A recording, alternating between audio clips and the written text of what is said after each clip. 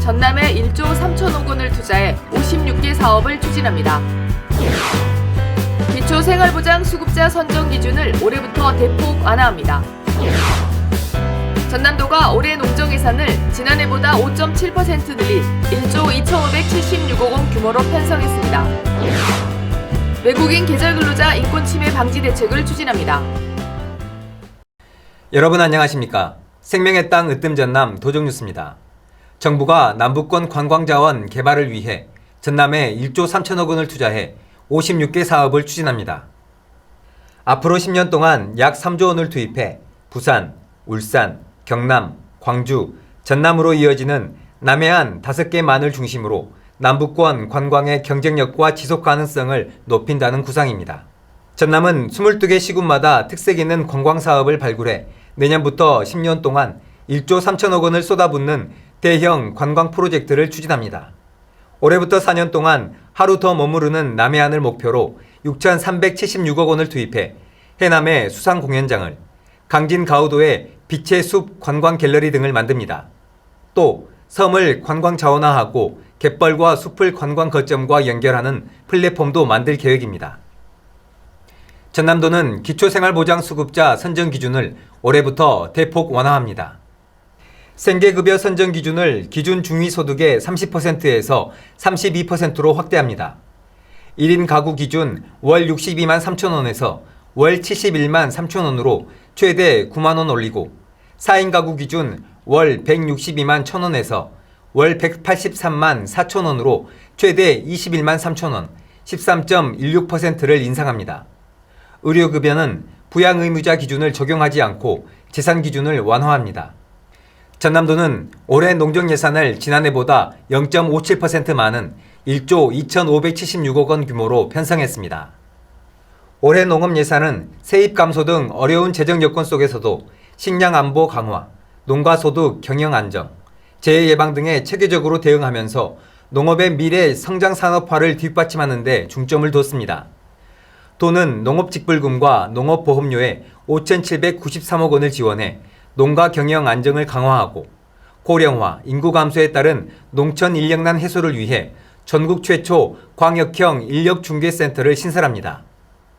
또 농산물 유통 선진화 지원, 살기 좋고 안전한 농촌 공간 조성, 기후변화에 대응한 용농 기반 구축 등 농가 소득 증대와 농업 경쟁력 향상에 최선을 다할 방침입니다.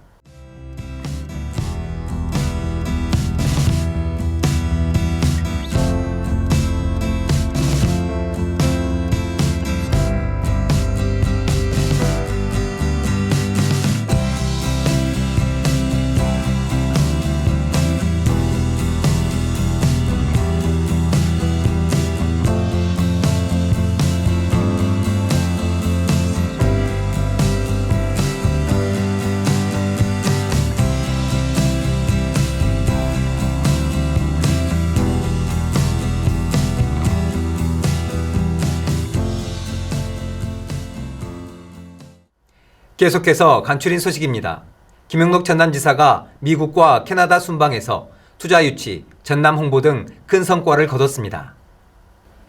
미국 라스베거스에서 열린 세계 최대 규모의 가전 정보통신 전시회인 소비자 전자제품 전시회 CES에 처음 참가해 알리백, 탄소제로, 인공지능 첨단 농산업 육성 등 전남 기업의 기술력을 선보이고 지역 투자 매력을 홍보했습니다.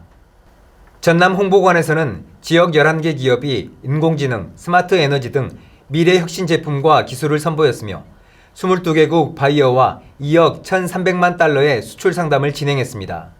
김 지사는 또 전시회를 찾은 한국에너지공과 대학생들과 즉석에서 타운홀 미팅을 열어 전남 미래 발전 비전을 공유하며 지역과 대학의 동반 성장 의지를 다졌습니다. 이외에도 포스코, 삼성, LG, 현대차, 기아차, HD현대, 존디어 등 글로벌 기업 관계자와 네트워킹을 강화하고 데이터 센터, 인공지능 첨단 농기계, 모빌리티 제조, 수소 등 에너지 분야 투자 유치와 업무 협력을 논의했습니다. 또 미국 식품 가공 기업인 치맥스, H마트와 240억 원 규모의 농산물 가공 식품 수출 투자 협약을 체결했습니다. 이어 세계 최대 스타트업 엑셀러레이터 기업인 플러그 앤드 플레이와 전라남도 기업 혁신 성장을 위한 업무 협약을 했습니다.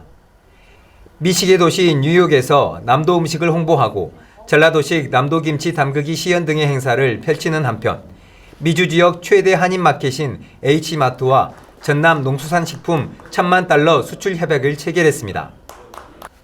캐나다에서는 의대 성공 사례로 평가받고 있는 캐나다 노돈 온타리오 의대 선더베이 캠퍼스를 방문해 대학 설립과 운영 노하우 등을 벤치마킹하고 교류 의향서를 체결해 지역민 건강권 확보와 지역 의료 문제 해결을 위해 다양한 분야에서 실질적 교류에 적극적으로 협력하기로 했습니다.